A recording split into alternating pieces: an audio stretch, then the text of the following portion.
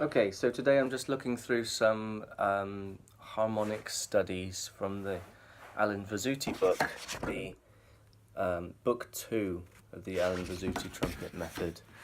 I'm currently on page 24, which is labelled Chordal Studies and its Major Triads. I find it quite funny that at the top of this page it says, play only the exercises in which the upper notes come easily.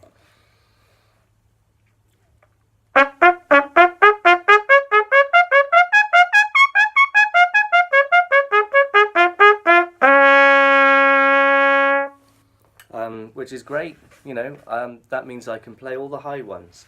But the thing I struggle with is the low notes, and so there's a lot of presumption here on Mr. Vizzutti's part that people struggle more with high notes than they do with low notes. Anyway, just me being obnoxious, I'm sure. Anyway. Having a bit of sound issues today because I haven't got my mini microphone that I usually plug into my phone for these videos, and so apologies for that. I've tried various camera position for phone positions and stuff, and different rooms and different angles, and it's really not getting any better. I think there are things in this room that buzz in sympathy with high trumpet tones. But also, the microphone itself on an iPhone tends to have certain frequencies that pop out that really irritate when you record trumpets. Anyway, so I'm going to be adding in some double pedal notes onto these exercises as well, and you can hear how much I struggle with playing the trumpet in the trombone register, because in my opinion it's not designed for playing down there anyway, but I'm sure many people would disagree.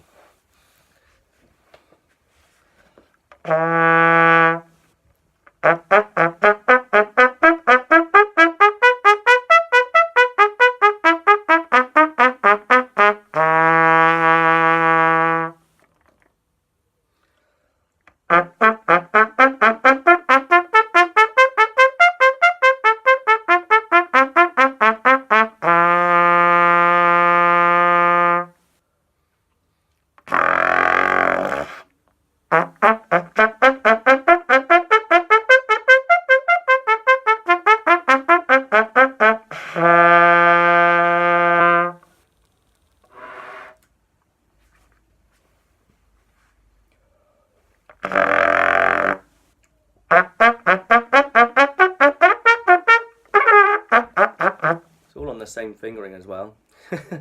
Anyway, I was also going to say I am alternating a bit between the spit attack and the goo attack in these exercises as well. I've been working on my double and triple tonguing quite a bit this week because I'm learning a piece that requires me to use them, and and so yeah, a lot of this is actually what you would call goo attacks, but basically I'm focusing on articulating further back in the mouth, whilst anchoring the tongue to the bottom lip and keeping it wide, and trying to move the tongue as little as possible, because really all its job is to act as a valve to stop and start the air for every note, thus meaning I can maintain compression inside by blowing up against that resistance.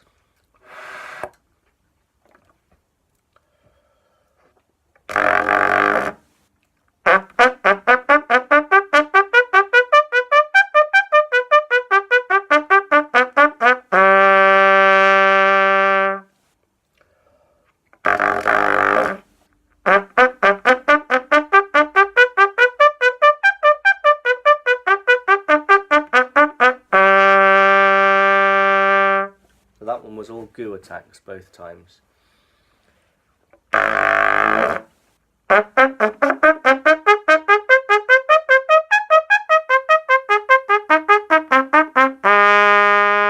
Okay, top B flats weren't very centered. Let's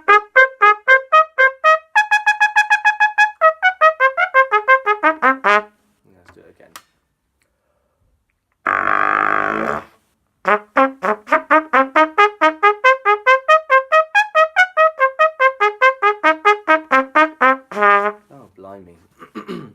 actually getting worse.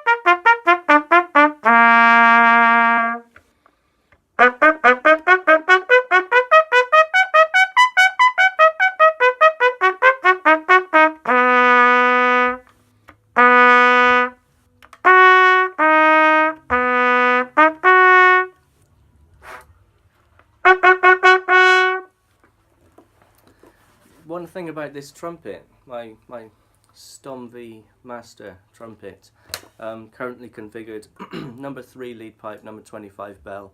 That's generally how I prefer it to be. The note A flat, G sharp is not perfectly in tune. To my ear, it often sounds very flat, which means there's nothing I can do about it. Interestingly, I was talking with a friend once who happens to be a piano tuner, and he said that he thought the note was sharp, which says something about my ear. It says something about, well, anyway, the note is not in tune, whichever way it be. But I'm pretty sure that me pulling out that slide isn't going to fix the problem. Let's have a go through that last one slowly. I'll do it slurred, and I will purposely push out the third slide so you can hear that. I'll only do it like, let's say, this much for the A flats, and I'm pretty sure that they will be even flatter. Okay.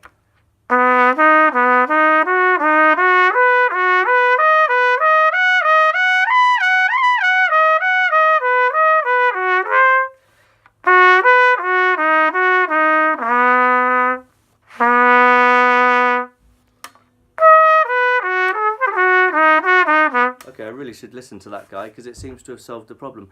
I do find it weird though. I mean, why? You know, logically, you're not, or at least we teach that you're not supposed to use the third valve by itself, and so if the 2 and 3 combination is actually sharp, sharper than it should be, then what's the point in that? I mean, it's not like the third valve by itself and 1 and 2 sound in tune together.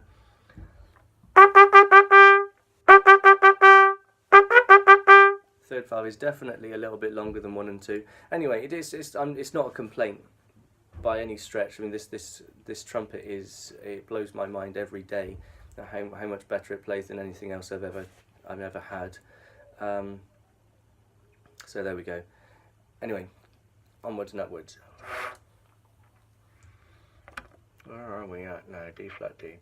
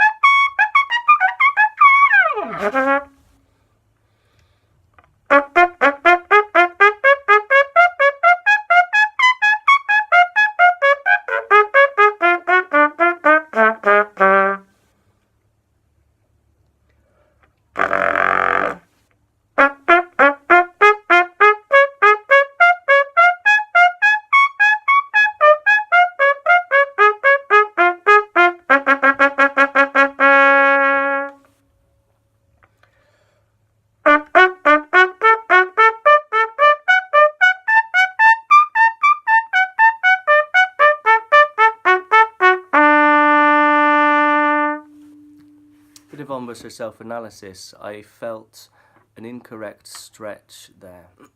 So anyone who's seen my correct embouchure PDF document will know that generally I want things to go up from the centre of the chin, down from the top, to support, but not to roll in and clamp, but just to, and then in from the sides here as we get into the upper register and altissimo register. So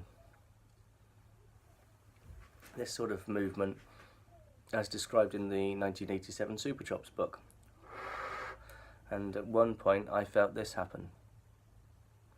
And so that's this instinctive thing. I barely do it anymore, but in the past that was how I played.